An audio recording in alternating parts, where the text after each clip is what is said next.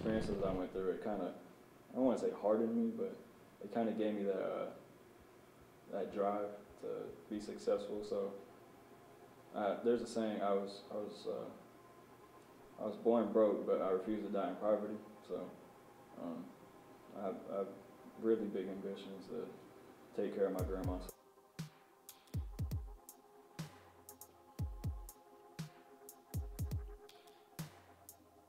When I was younger, I lived with my mom and my dad, and I lived with 7 other siblings in a tiny house. So I lived through that, and then later on down the road, mom and dad split up. Mom was going through a hard time, so I moved in with my grandmother. And then my mom, she got, unfortunately, she got addicted to drugs then, so she was going through a hard time. So she kind of put me on the back burner, so my grandma took care of me most of my life. So she's been there to support me. We're from a small town called Umatilla, about maybe 2 stoplights in the whole town. So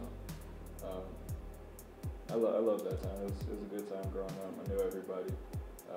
Wasn't too much pressure, like at a big school.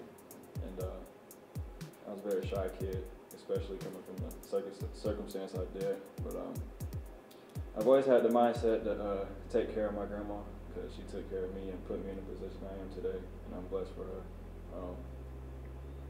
Yeah, my origin has inspired me to my goals that I have now, reaching the Olympics or qualifying for the trials or running professionally. Went to Umatilla High School in Umatilla. I had a graduating class of 250. I'm pretty sure I'm the only one who made it out in sports out of my school. There weren't a lot of people that made it out.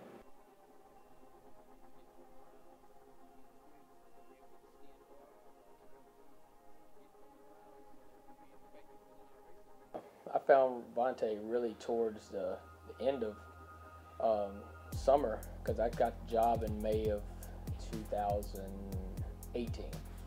And then I was out recruiting, just kind of looking for kids that would fit what Southeastern was looking for in a student athlete, and also kind of what I was looking for, especially with hurdles being a specialty of mine, and I love to kind of build my team around hurdlers. I was kind of looking for some solid hurdlers that could come in, and because hurdlers can kind of do everything. They can run relays and they do a lot of different things. They're very versatile, so I wanted to go out and find a few on the men's and the women's side. And so I looked around, and we were getting towards close to school starting, and I come across Davonte, just searching on Florida Mile Split and things like that. And so we reached out and we talked, and he really didn't have any offers and didn't really have a plan on where he may be going, and et cetera. So we wanted to try to get him to check out our campus and things like that, and he really liked what he saw, and kind of we just went from there.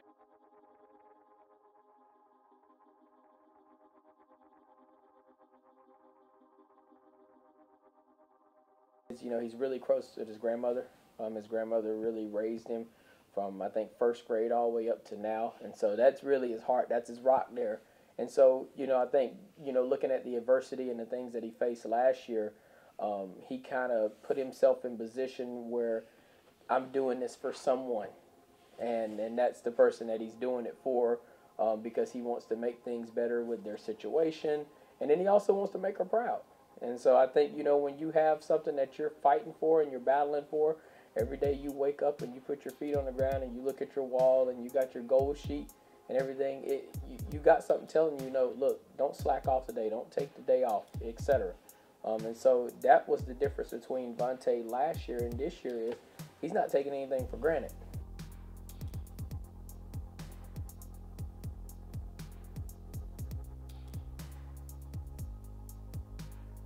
My rock, and she's definitely taught me a lot about respect, integrity, carrying myself, professional manner too. She has done a lot. She has put a lot on the line, and as much as she's been through, I'm glad I have her as a teacher. She has taught me a lot of things, and that she really pushes me to reach my goals. I'm very determined to reach my goals. Take care of her.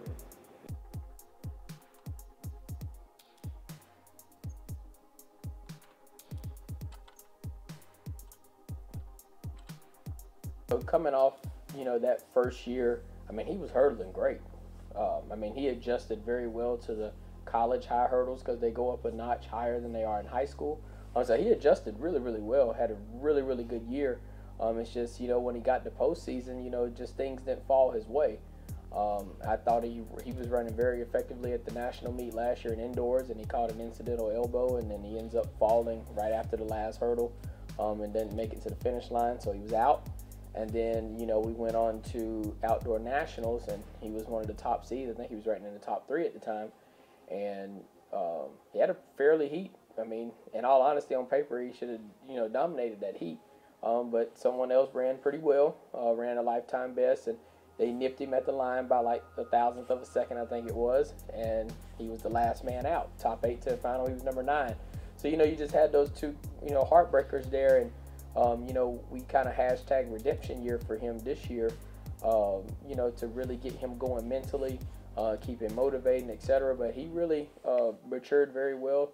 He worked very hard last year, but he was much, much better this year, and it showed in his performances as well. That he was ready when the national meet came. It was just going back to the same venue. He was near the same lane where it happened again. He was in the last heat, and he knew what he needed to do. So it just worked in his favor, but he was prepared.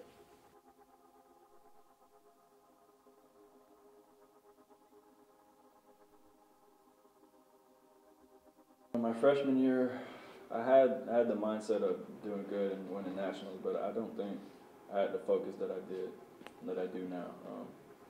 I'm a lot more mature now, of course, and that fall at nationals that really hurt, but I just use that as fuel to come in the next indoor season, and the hashtag that really helped me to keep my focus and keep me driving and working hard. I did have expectations of winning indoor, but everything doesn't go as planned, and God, He blesses you. He doesn't bless you all at once, so you just got to keep going with that. But I had a successful indoor. I wasn't too happy about some of the meets, about some of the times I ran, but eventually it came to me in indoor. I ran 8.2s the whole season, and then I come to indoor nationals and I run 8.0. I wanted to run 7, but 8.0, I'm happy with 8.0.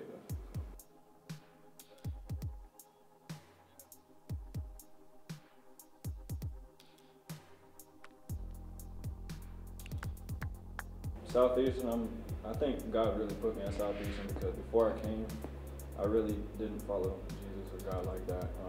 But when I came here, that relationship grew exponentially, and I'm very happy about that because that has changed a lot in my life. Faith-wise, I pray every day, every night, and He does look out for me, and He blesses me every day, and I'm so thankful for that. So my relationship with God has definitely grown since I've been at Southeastern.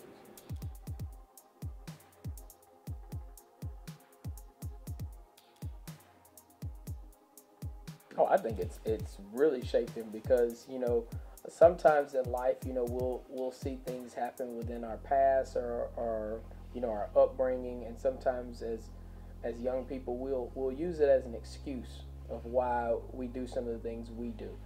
But Davonte's actually taken a lot of things that he's went through in his situation, he's made a positive out of it and said, you know what, I'm going to take this route. This is what I want to do. And so he understands that, yes, I've been through some things, and but I have a great grandmother and other supporting family members that are there for me, and he's making the most of it. And I told him, I said, if you are in college, that means that God has saw something in you, and you have potential. And you just have to maximize that potential. And so he's here, and he loves it here. His family loves Southeastern. And so I think, this is something that he's going to remember, forever, and something that he'll tell his kids one day, not just about how his track performances were, but how this university as a whole shaped him into the man that he's becoming.